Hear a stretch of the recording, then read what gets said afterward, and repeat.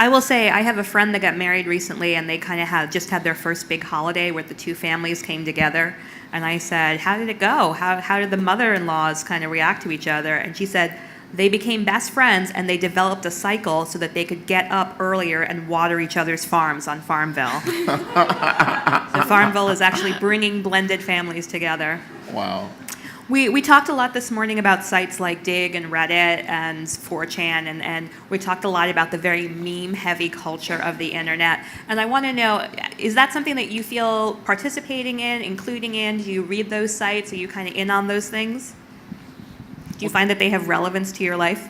Well, gamer culture is pretty meme-heavy, and that's the other thing, too, is there's a fair amount of overlap on these things. And you have to remember, like, different communities will sort of foreground different aspects of people's personalities. So if you go on to ESPN.com, you may not see a ton of conversation in most of their threads, but you can bet that a lot of the people in the forums on the basketball blogs are playing NBA 2K11, which is the basketball game. And I'm sure it's the same thing on Jezebel, like where, you know, that might not foreground a lot of that stuff, but if there is a gamer-specific thread, then certain things will come up pertaining to those communities. So there's a lot of overlap between certainly 4chan and gamers and things like that, and that's definitely something important to pay attention to. And the fact is that there are a lot of every community is not monolithic, right? It may add up into something monolithic, but there are some people in gamers who are really into, you know, violent shooters and open world games, and there are other people who just aren't. There are debates going on within video games about whether or not, you know, this particular game goes too far and this particular game doesn't go far enough. So there are a lot of nuances. It took me 3 years, I'd say, as a reporter to fully grasp it. So I feel for the marketers who have to sort of grasp this in time for, I don't know, next holiday or whatever. But, you know, consistent engagement with any audience or audiences you're trying to reach, as you all know, is the only way you're going to get good at it. We pay a lot of attention to those sites that you mentioned. Reddit probably a little bit more than Dig when it comes to our audience. And we pay extremely close attention to Facebook because, again, we're really thinking all the time, the mandate from above is to grow the audience. So we're thinking a lot like marketers ourselves, just individual writers. And, excuse me, we're mostly thinking about what is someone going to like so much that they want to share it with everyone. I mean, it's so simple. And you realize, for example, I found out that something that I did that was totally rudimentary about Tina Fey, even though it got zero promotion, it didn't get sent out. Like, we choose which things we're going to promote. It was a completely random thread. It blew up because, you know, duh, people love Tina Fey. It was nowhere near exclusive to us. So then that's me saying, wow, Tina Fey really strikes a chord. I got to get on that. You know, what kind of things can we do? Let's do a supercut of Tina Fey eating, you know, and it's gonna make everyone really happy. You know, you're watching these sorts of behaviors. It's such a good way to measure what is resonating beyond your audience, and then people who find out about you and kind of want to go there. And so I think the fact that you can be so micro-responsive to it is really exciting.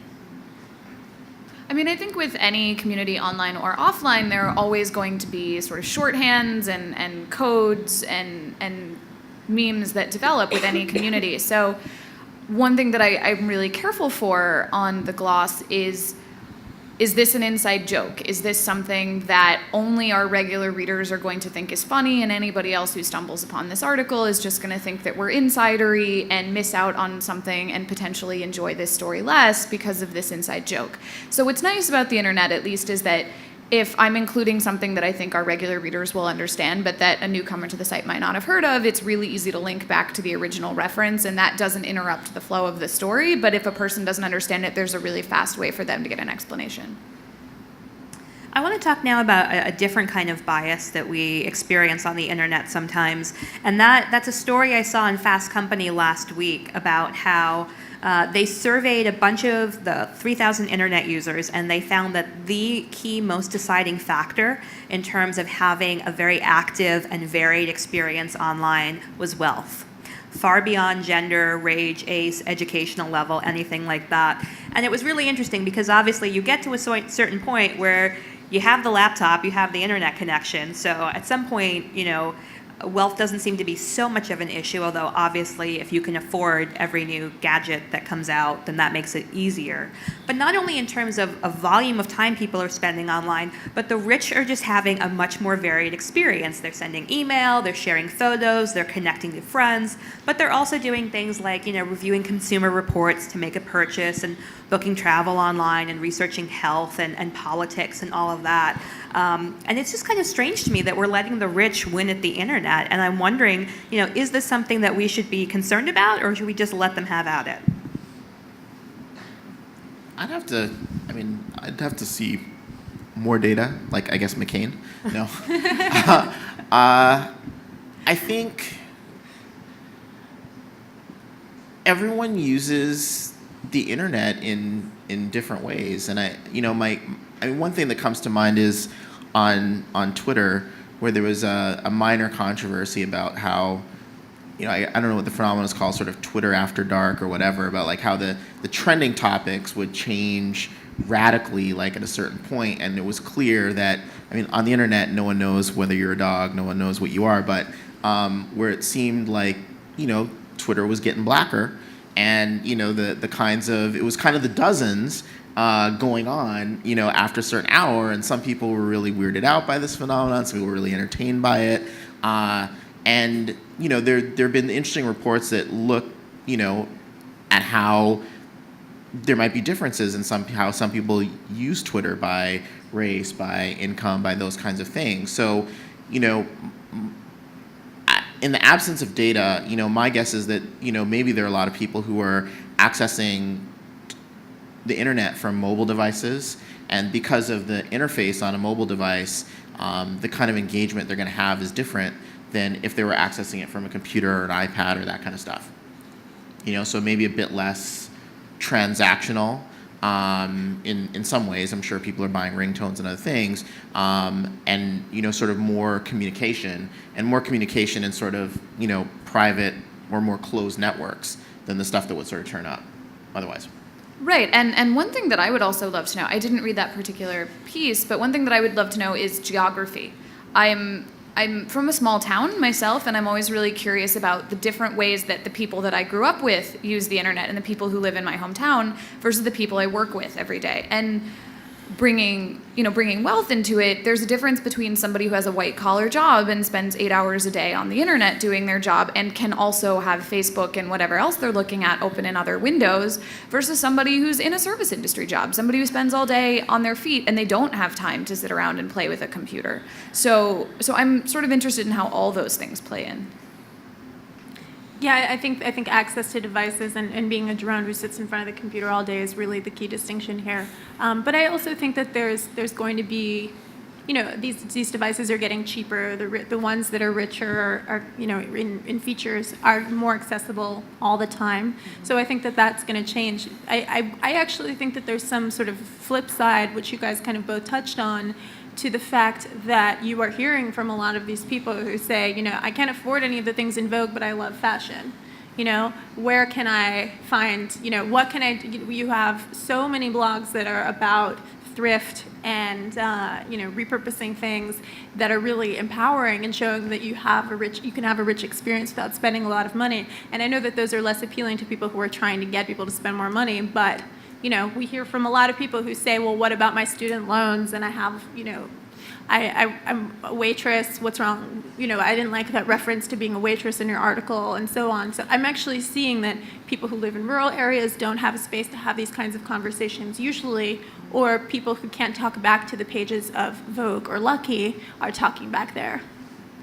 In the fashion world, it's been interesting watching luxury brands go online, and I think it also speaks a lot to many luxury brands until very recently refused to have an online presence. They might have had a website with a couple pretty pictures, but there wasn't a way to buy their stuff online, there wasn't a way to order it, and for them, it was partly about exclusivity. They wanted you to actually have to go into a store in New York City or in London or in Rome and have to buy their product right there.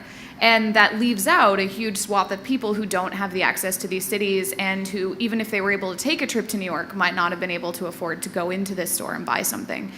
And another reason that brands were so resistant to go online was that they were worried that the second they put images of their products online, there would be mass counterfeiting. But I think any of us who, have ever walked down the street in Chinatown know that that's not really a problem. So I just want to say Patrick gave me the very aggressive sign to wrap it up. So I'm sorry that we don't have time for questions and answers. That was totally my fault. But I do hope that my panelists will stick around for lunch so that if you have questions for them, you can come up, introduce yourself, and ask questions. And before we wrap, I just wanted to thank my panelists once again, and Guy, Lilit, and Irin. Thank you so much for coming out today. Thanks, Ryan.